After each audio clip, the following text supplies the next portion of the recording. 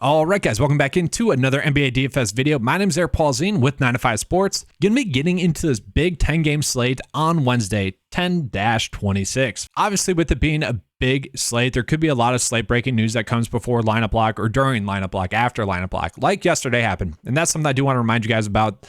These are videos that I'm making in the morning. The slate can change throughout the day.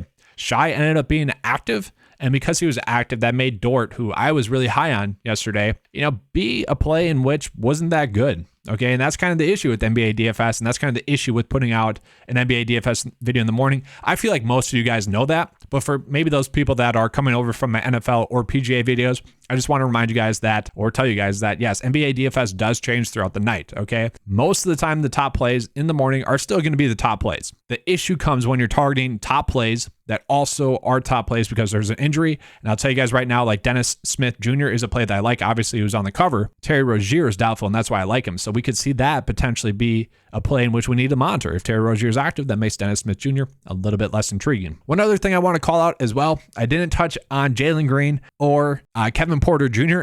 in the video as honorable mention core plays, which you guys will see. Yes, I do. I do the intro after I do the plays. Secret of the pros right there. They are both solid plays on the slate going against Utah, a game in which you want to be targeting. Okay, so before we get into those picks that I just touched on, please make sure to like and subscribe to the channel. That helps me help you guys out a lot. A lot of you guys did that yesterday. Let's keep that going. I'm trying to get to 5,000 subscribers before the new year. It'd be a pretty awesome goal of mine to get to. Also, like 1,000 views for an NBA DFS video, that'd be a pretty awesome goal to hit as well. I think we came close to that yesterday, and we might hit it actually today because there's some carryover views that continue. But that'd be another goal of mine as well. The last thing I want to touch on before we get into today's picks is, would you guys be interested in me including a DraftKings lineup optimizer in my 9 to 5 membership? Okay, the 9 to 5 membership is $10 a month. Okay, already included in that is the premium golf package that has all the information you guys would need for golf and even much more than that. Okay, including that is the PGA DraftKings lineup optimizer, as well as the cheat sheet, ownership leverage, a bunch of stuff.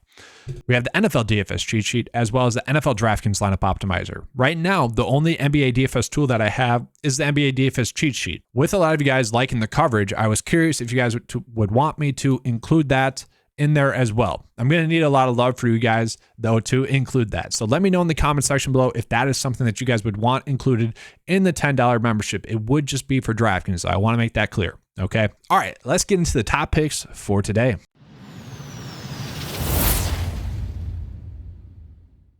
All right, given the fact that this is a 10-game slate, I am going to be touching on the honorable mention core plays for this video, okay? For content purposes, yes, I'm still going to do the top 5 core plays, okay? But it's a 10-game slate. There's a lot of quality of play, so I do want to touch on those plays real quickly for you guys as well.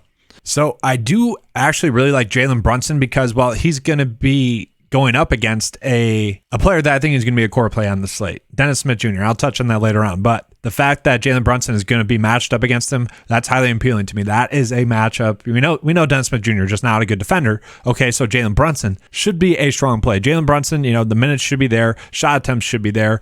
He should be a safe, 36 DK point play. He's a solid play. I don't mind him. Just not a player I'm particularly going out of my way to play just yet.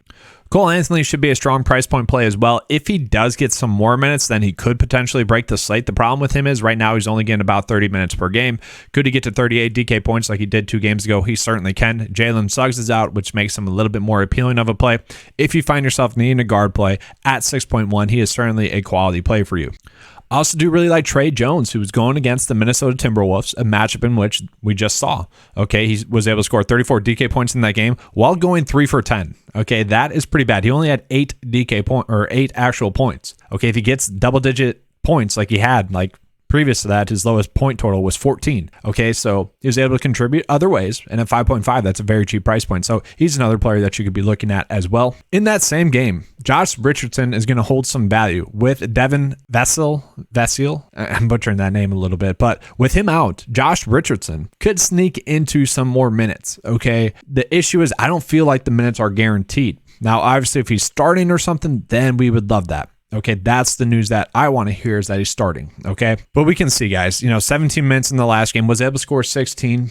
DK points. When he got 20 minutes, was able to score 19. And when he got 28 minutes, was able to score 34 DK points. So yes, if the minutes are going to be there, he's going to be an elite play. Okay. And he is a player that, given the multiple position eligibility, I have been ending up on a ton. So I'll just put him into the build for now. And then Lauri Markkanen as well, guys. Okay. The fact that he had a bad shooting game last game does make me like him just as much this slate. Like, if he had kept like shooting well and kept like putting up 50 DK points, it would have been like more risky, I feel like, because we knew that the bad game was going to happen sooner or later. I mean, he went 0 for 6 from 3-point land, and he also went 0 for 3 from field goals.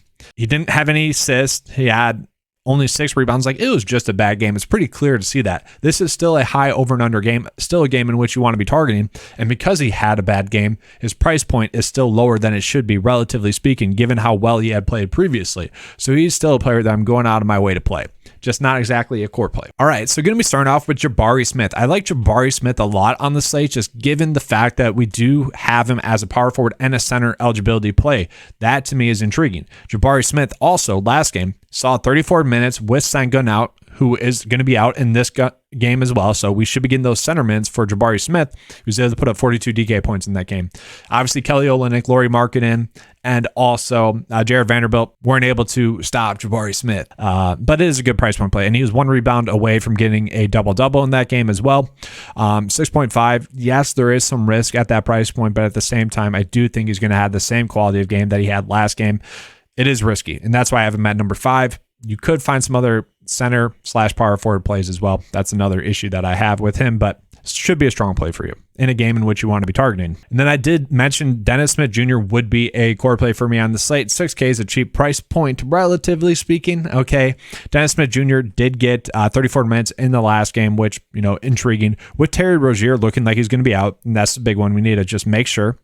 LaMelo Ball is already out. Terry Rozier currently questionable. He is listed as doubtful. Okay, so that is the caveat.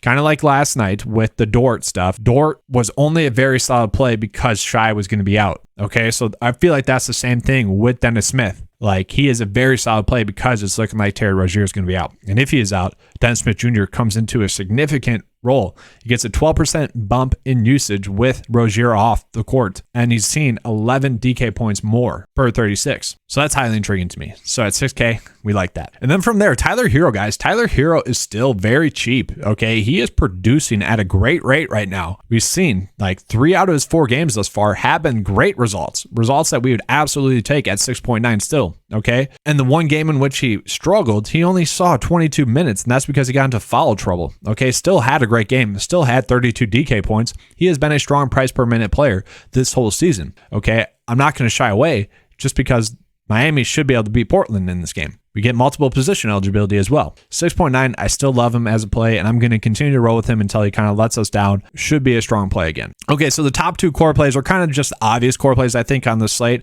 So Russell Westbrook is currently doubtful. Even if he plays, LeBron James could still hold value. So yes, it is a night game, and we might not get that news before lineup lock of Russell Westbrook being ruled out. I do think it makes LeBron less appealing as a play if Westbrook is active, but at the same time, it shouldn't like really hinder LeBron's production. I mean, we've seen him put up 62, 49, and 60 DK points thus far. He should still be a solid play.